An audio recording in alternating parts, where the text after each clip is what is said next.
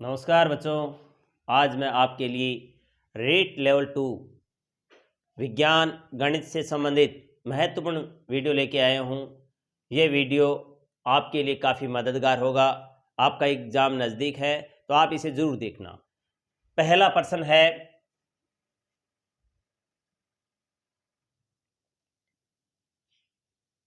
ठोस में ऊष्मा का चालन,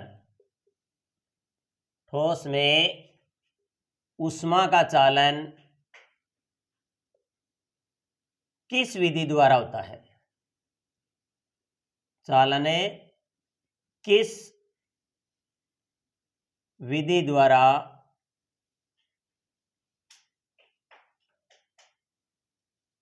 होता है?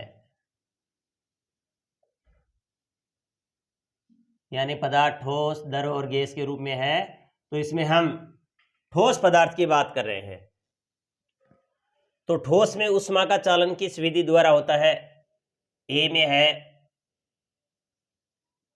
चालन विधि, यानी चालन द्वारा। बी में है संवहन द्वारा।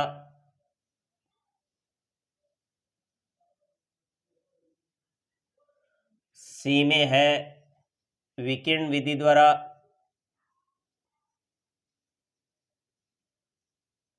विकिरण विधि द्वारा।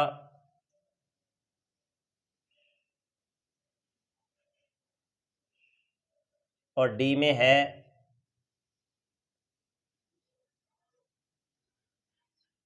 उपयुक्त सभी। अच्छा प्रश्न है बच्चों, यहां से प्रश्न आ सकता है। तो ठोस में जो ऊष्मा का चालन है वो चालन विधि द्वारा होता है। किस विधि द्वारा होता है? चालन। यानी इसमें एक जो कण होता है वो दूसरे कण को यानी ऊर्जा देता है और आगे से आगे जो ऊष्मा होती है उसका यानी संचरण होता है। और द्रवों में जो द्रव होते हैं उसमें ऊष्मा का जो संचरण होता है वो संवहन विधि द्वारा होता है। द्रव में ऊष्मा का संचरण किस विधि द्वारा होता है? संवहन विधि द्वारा होता है। और गैस होती है, ठीक है, गैस में ऊष्मा का जो संचरण होता है वो विकिरण विधि द्वारा होता है। ठीक है। अब अगर परीक्षा में ऐसे आ जाए कि सूर्य द्वारा ऊर्जा का जो संचरण है वो किस विधि द्वारा होता है, तो इसमें उत्तर होगा विकिरण विधि द्वारा। क्या होगा? विकिरण विधि द्वारा। या ये प्रश्न इस प्रकार आ जाए कि किस विधि में यानी माध्यम की आवश्यकता नहीं होती है। किस विधि में माध्यम की आवश्यकता नहीं होती, यानी ऊष्मा संचरण की कौन सी विधि है जिसमें माध्यम की आवश्यकता नहीं है? ये जो टेट एग्जाम था 2011 इसमें आया हुआ एक प्रश्न है कि किस विधि में माध्यम की आवश्यकता नहीं होती। ऊष्मा संचरण की ऐसी कौन सी विधि है जिसमें माध्यम की आवश्यकता नहीं होती? तो इसका उत्तर होता है बच्चों विकिरण विधि द्वारा। अब आपको प्रश्न पूछा गया है कि ठोस में ऊष्मा का चालन किस विधि द्वारा होता है, तो इसका सही उत्तर है चालन द्वारा। प्रश्न नंबर 2,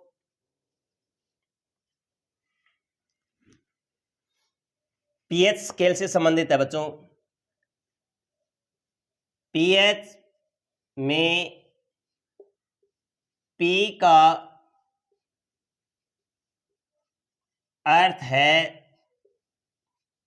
पूषांश।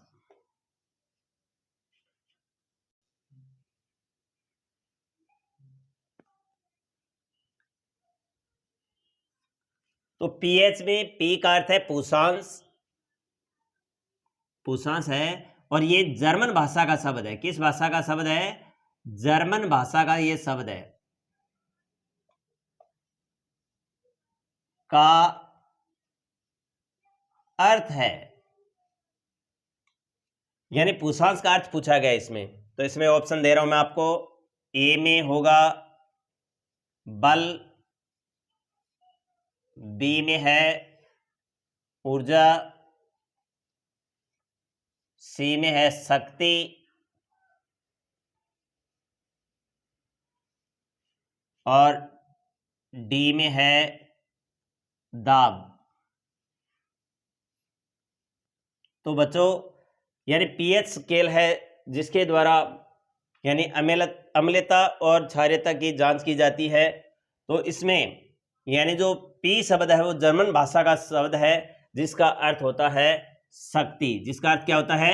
शक्ति। या इसमें पूछा जा सकता है कि पीएच में पी का अर्थ है, तो आप बताएंगे पुशांस। और पुशांस है वो किस भाषा का शब्द है? तो आप बताएंगे जर्मन भाषा का शब्द है। ठीक है। और अगर ये पूछा जाए कि पुशांस का अर्थ है तो आप क्या बताएंगे? शक्ति। ठीक है, अच्छा प्रश्न है। अब प्रश्न नंबर 3,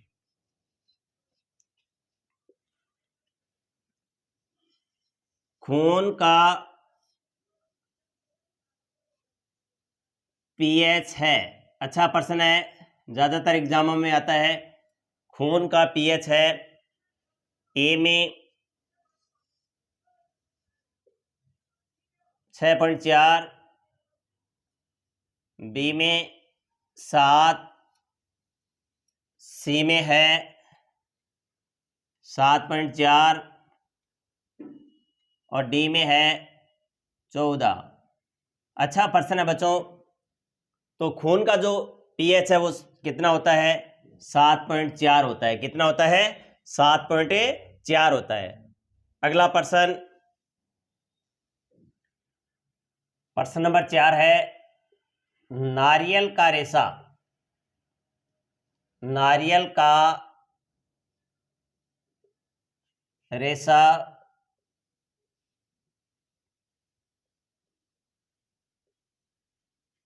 किसका उदाहरण है? यानी नारियल का रेशा है वो किससे मिलकर बना होता है? तो इसमें ऑप्शन दे रहा हूं मैं। ए में पेरेनकाइमा,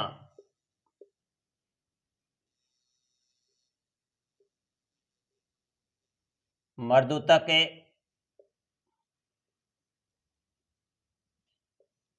बी में है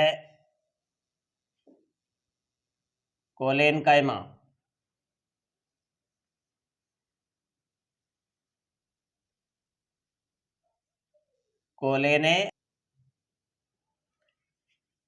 कोलेनकाइमा,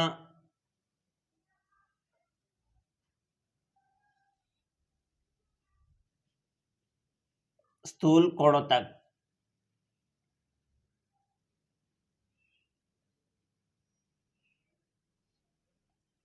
सी में है स्क्लेरेनकाइमा,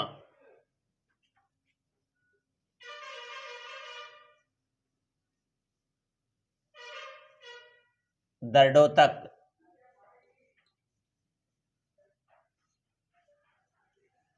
और डी में है इनमें से कोई नहीं, इनमें से कोई नहीं। तो बच्चों नारियल का रेशा है वो काफ़ी कठोर होता है और इनकी भित्तियों पर सुबेरिन का जमाव होता है। तो नारियल का जो रेशा है वो स्क्लेरेनकाइमा का उदाहरण है, दर्दोतक का। यानी नारियल के रेशे काफ़ी मजबूत होते हैं, इससे रस्सियां बनाई जाती हैं। तो नारियल का रेशा है वो स्क्लेरेनकाइमा का उदाहरण है। अगर इसी से संबंधित प्रश्न आ जाए कि एक जो पेड़ होता है, पेड़ की जो टहनियां होती हैं वो लचीली किसके कारण होती हैं? तब इसका उत्तर होगा कोलेनकाइमा। यानी पेड़ की टहनियां, पेड़ की जो टहनियां होती हैं वो लचीली होती हैं। और लचीली किसके कारण होती हैं? वो होती हैं कोलेनकाइमा।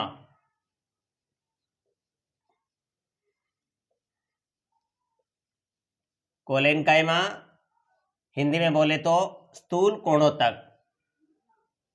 स्थूल कोणोतक। अच्छा प्रश्न है, दोनों में से एक प्रश्न आएगा। अगला प्रश्न,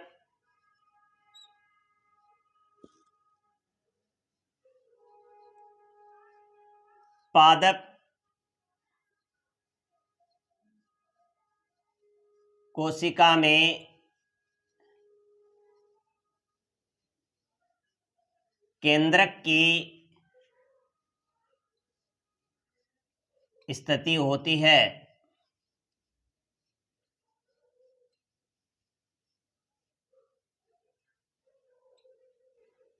पादप कोशिका में जो केंद्रक होता है वो कोशिका में कहां पर होता है? तो इसमें ऑप्शन दे रहा हूं मैं।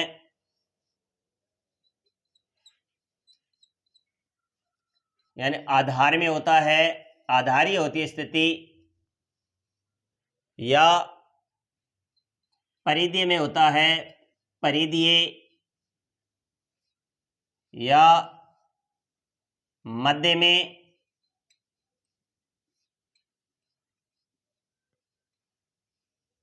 और डी में है इनमें से कोई नहीं। इनमें से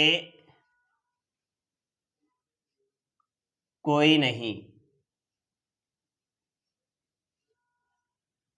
तो बच्चों ये प्रश्न टेट 2011 में आया हुआ है, तो इससे रिलेटेड प्रश्न भी आ सकता है। तो पादप कोशिका में जो केंद्रक होता है इसकी स्थिति होती है वो क्या होती है? परिधि होती है। क्या होती है? यानी पादप कोशिका में जो केंद्रक होता है वो किनारे पर होता है, तो इसकी स्थिति क्या होती है? परिधि। अगर यही प्रश्न जंतु कोशिका से संबंधित पूछा जाता है तो आप क्या करेंगे? यानी मध्य में होता है। कहाँ होता है? कोशिका के मध्य में होता है। और पादप कोशिका में केंद्र की स्थिति क्या होती है? परिधि होती है। अगला प्रश्न है,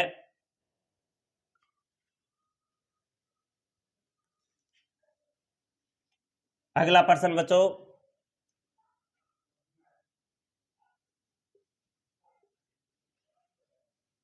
निम्न में से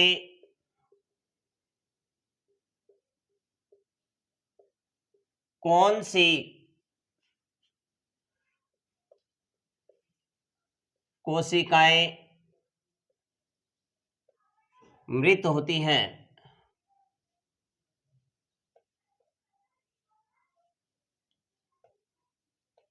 ये फ्लोएम ऊतक से संबंधित प्रश्न है, जो एक सैवन ऊतक है।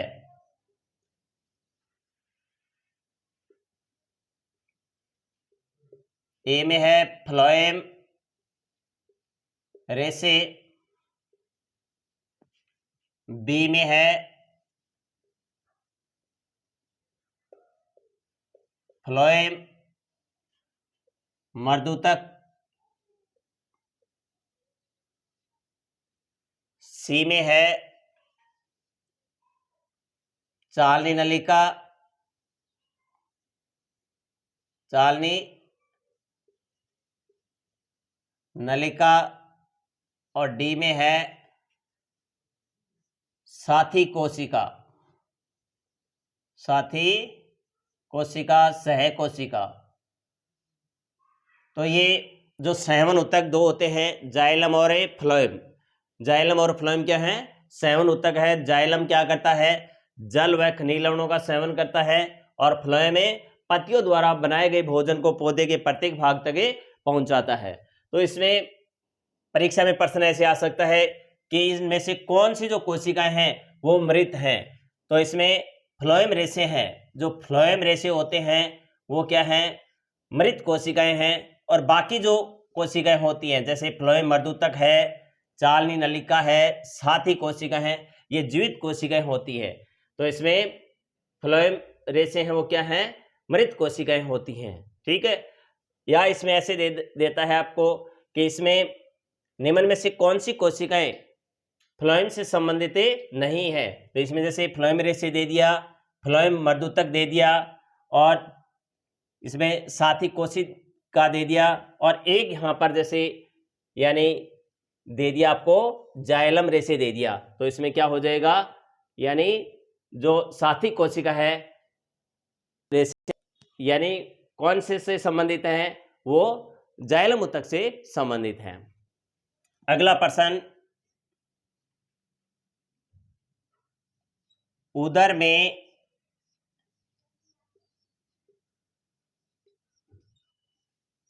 अम्ल बढ़ जाने पर अम्ल बढ़ जाने पर जलन होती है।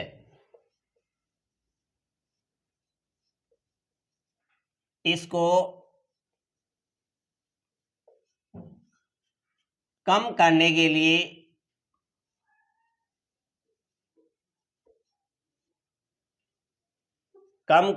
लिए या उपचार करने के लिए किसका उपयोग किया जाता है? किसका उपयोग किया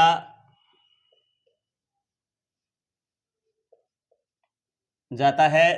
तो इसमें ऑप्शन में जैसे ए में दे दिया आपको NaCl यानी साधारण नमक का, बी में दे दिया HCl हाइड्रोक्लोरिक अम्ल का, सी में दे दिया आपको MgOH का होल ट्वाइस यानी मिल्क ऑफ मैग्नीशिया का, और डी में दे दिया इनमें से कोई नहीं। तो बच्चों, जब पेट में जब अम्लता बढ़ जाती है तो जलन होना शुरू हो जाती है, कहते हैं कि एसिडिटी बढ़ गई है। तो अगर और कोई अम्ल लेंगे तो क्या होगा? अम्ल लेंगे तो यानी पेट दर्द ज़्यादा होगा, ठीक है, जलन ज़्यादा होगी। और नमक लेंगे तो नमक से तो यानी अम्ल है वो उदासीन होगा नहीं। तो नमक यानी अम्ल का प्रभाव खत्म करने के लिए यानी आपको क्या लेना पड़ेगा? यानी दुर्बल क्षार लेना पड़ेगा। मिल्क ऑफ मैग्नीशिया क्या है? दुर्बल क्षार है। तो इससे क्या होता है कि जो एसिडिटी होती है वो खत्म हो जाती है। तो इसका उत्तर होगा milk of magnesia. Milk of magnesia. और इसका पीएच भी पूछा जा सकता है। तो इसका पीएच कितना होता है? इसका पीएच 10 होता है। कितना होता है? 10 होता है, ठीक है। और HCl है, इसका पीएच कितना होता है? 0 होता है। अब अगला प्रश्न बच्चों,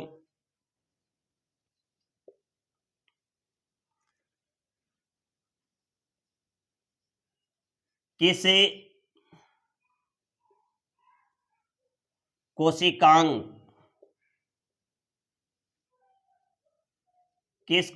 को आत्मघाती थैली कहा जाता है?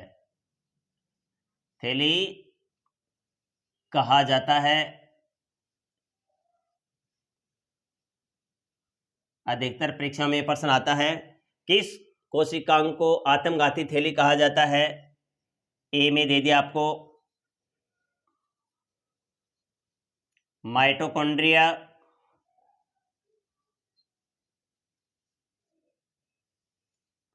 बी में दे दिया आपको लाइसोसोम,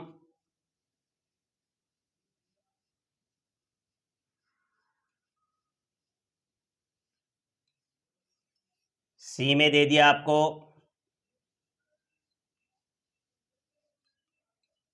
केंद्रक, और डी में दे दिया राइबोसोम।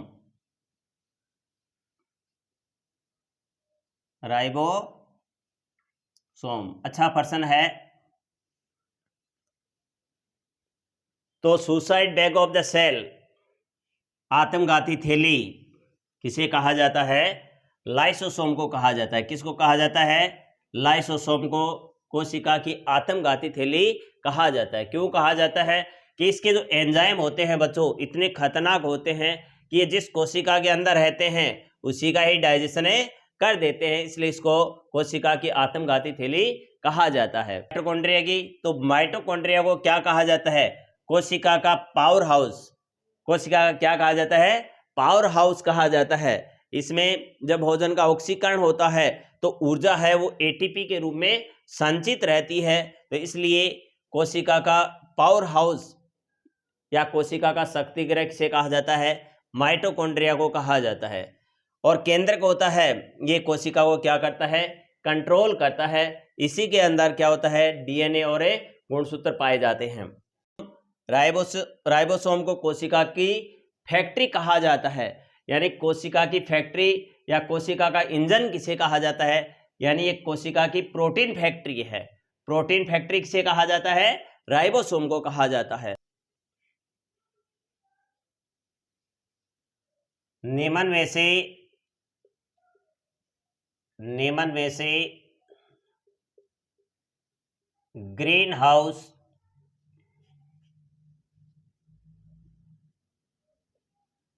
गैस है।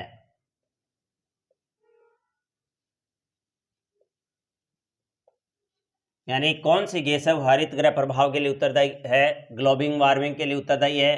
तो इसमें ए में दे रहा हूं मैं आपको कार्बन डाइऑक्साइड,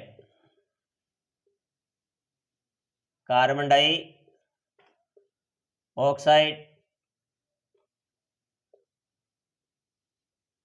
बी में है मीथेन, सी में है CFC और डी में है उपरोक्त सभी। तो बच्चों यानी ये जो तीनों गैसें हैं वो हरित गृह प्रभाव के लिए उत्तरदायी होती हैं। यानी ये तीनों गैसें हैं वो विश्व के औसत तापमान में क्या कर रही हैं, बढ़ोतरी कर रही हैं। और इससे क्या होता है, यानी विश्व का तापमान बढ़ रहा है और इसे बोलते हैं यानी ग्लोबल वार्मिंग, ठीक है, या उष्णन प्रभाव, विश्व उष्णन प्रभाव। तो जिसमें कार्बन डाइऑक्साइड गैस है, इसका यानी ये 60% ग्रीन हाउस प्रभाव है, इसके लिए उत्तरदायी है। मीथेन है वो 20% और CFC है वो 14 यानी 14% और 6% है वो नाइट्रोजन डाइऑक्साइड है, इस यानी 6% इसका योगदान रहता है। और कुछ जो योगदान है वो जलवाष्प है, ये भी ग्रीन हाउस प्रभाव के लिए उत्तरदायी है। तो परीक्षा में प्रश्न आ सकता है निम्न में से कौन सी ग्रीन हाउस गैस है, तो इसमें यानी जो CO2 है वो क्या है, ग्रीन हाउस प्रभाव के लिए उत्तरदायी गैस है। अगर ऑप्शन में मीथेन, CFC, नाइट्रोजन डाइऑक्साइड, जलवाष्प ये दे देता है तो उपरोक्त सभी हो जाएगा। और अगर क्रम से देता है तो आप सबसे पहले आप ज़्यादा किनको मानेंगे, कार्बन डाइऑक्साइड। इनका क्रम लिखेंगे तो carbon dioxide, methane, CFC, nitrogen dioxide ये रहेगा। अगला प्रश्न,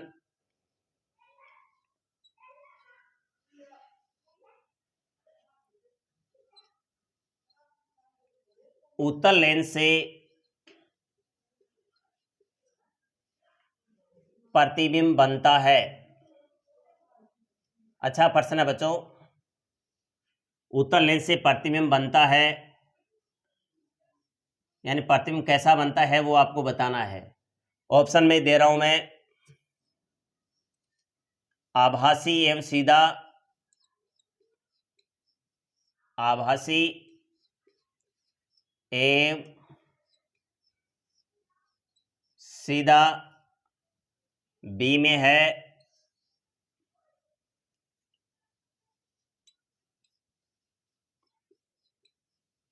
आभासी एवं उल्टा। सी में है वास्तविक एवं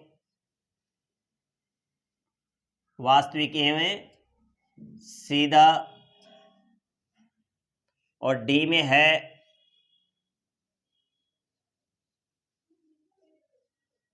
वास्तविक एवं उल्टा। अच्छा प्रश्न है बच्चों, और ये प्रश्न यहाँ से मोस्टली परीक्षा में प्रश्न आता है।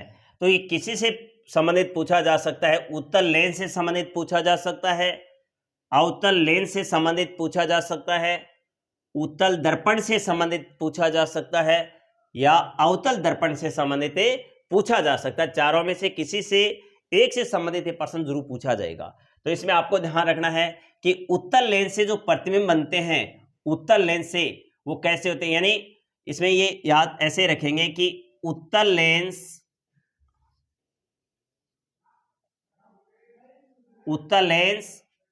और अवतल दर्पण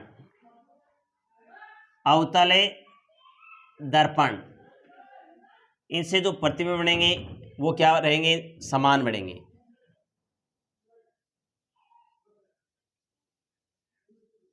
अवतल लेंस और उत्तल दर्पण से जो प्रतिबिंब बनेंगे वो कैसे बनेंगे, यानी एक जैसे ही बनेंगे। तो आपको याद रखना है उत्तल लेंस से जो प्रतिबिंब बनता है वो कैसा होता है, वास्तविक होता है। और वास्तविक इंसान कैसे होते हैं, उल्टे होते हैं। तो उत्तल लेंस और अवतल दर्पण से प्रतिबिंब कैसे होते हैं, वास्तविक और उल्टे होते हैं। तो इसमें प्रश्न पूछा गया उत्तल लेंस से प्रतिबिंब बनेगा तो कैसा बनेगा, वास्तविक होगा और कैसा होगा, उल्टा होगा, वास्तविक और उल्टा होगा। ठीक है। और अगर यही प्रश्न अवतल लेंस से संबंधित पूछा जाए या उत्तल दर्पण से संबंधित पूछा जाए तो अवतल लेंस से जो प्रतिबिंब बनेगा तो वो कैसा बनेगा, आभासी बनेगा। और आभासी होते हैं वो कैसे होते हैं, वो सीधे होते हैं। तो ये प्रश्न है वो चाहे उत्तल लेंस से संबंधित हो चाहे अवतल दर्पण से हो, या अवतल लेंस से संबंधित हो चाहे उत्तल दर्पण से, तो ये परीक्षा में प्रश्न जरूर आएगा। अगला प्रश्न रहेगा, आज का अपना अंतिम प्रश्न रहेगा, निकट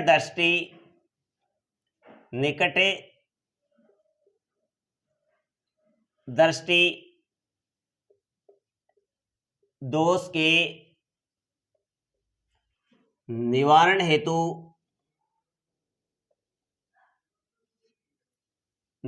हेतु कौन सा लेंस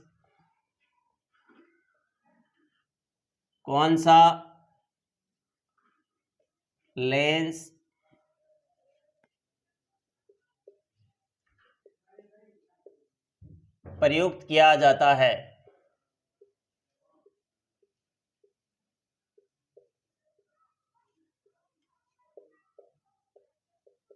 निकटदर्शी दोष यानी इसमें व्यक्ति को निकट की वस्तु है, निकटदर्शी दोष में निकट की वस्तु तो दिखाई देती है लेकिन दूर की वस्तु स्पष्ट दिखाई नहीं देती है। तो इसमें मैं आपको ऑप्शन दे रहा हूं,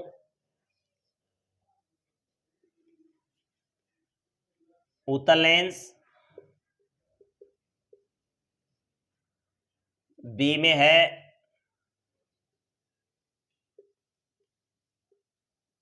अवतल लेंस, सी में है मिश्रित लेंस यानी द्विफोक्सी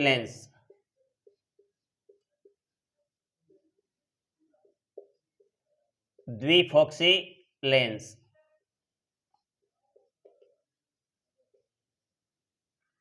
और डी में है इनमें से कोई नहीं, इनमें से कोई नहीं। तो बच्चों इसमें आपको याद रखने का तरीका बताता हूं मैं कि निकट है, निकट में कितने अक्षर हैं, निकट में 3 अक्षर हैं। ठीक है, निकट में कितने अक्षर हैं, 3। तो 3 का इलाज होगा 4 से। 4 अक्षर कौन से में हैं, अवतल में। ठीक, तो निकट में कितने अक्षर हैं, 3 हैं। ठीक है, और अवतल लेंस में कितने होते हैं, 4। तो यानी निकट दृष्टि दोष का निवारण होगा अवतल लेंस से, और दूर दृष्टि दोष, दूर में कितने अक्षर हैं, 2, तो इसका निवारण होगा यानी 3 अक्षरों से। 3 अक्षर का मतलब है उत्तल लेंस। ठीक है, तो परीक्षा में आपको प्रश्न कौन सा पूछा गया है कि निकट दृष्टि दोष के निवारण हेतु कौन सा लेंस प्रयुक्त किया जाता है, तो 4 अक्षर वाला, तो कौन सा, अवतल लेंस प्रयुक्त किया जाता है। और अगर परीक्षा में आ जाए दूर दृष्टि दोष के निवारण हेतु कौन सा लेंस प्रयुक्त किया जाता है, तो उत्तल लेंस। और मिश्रित लेंस है जब व्यक्ति को न तो दूर की वस्तु स्पष्ट दिखाई देती है न पास की, ठीक है, तो ये यानी जरा दृष्टि दोष के निवारण हेतु यानी मिश्रित लेंस है वो काम में लिया जाता है। तो आज का अपना वीडियो है वो आपको कैसा लगा मेरे को आप कमेंट करके जरूर बताना। चैनल को लाइक सब्सक्राइब शेयर जरूर करना। थैंक्स।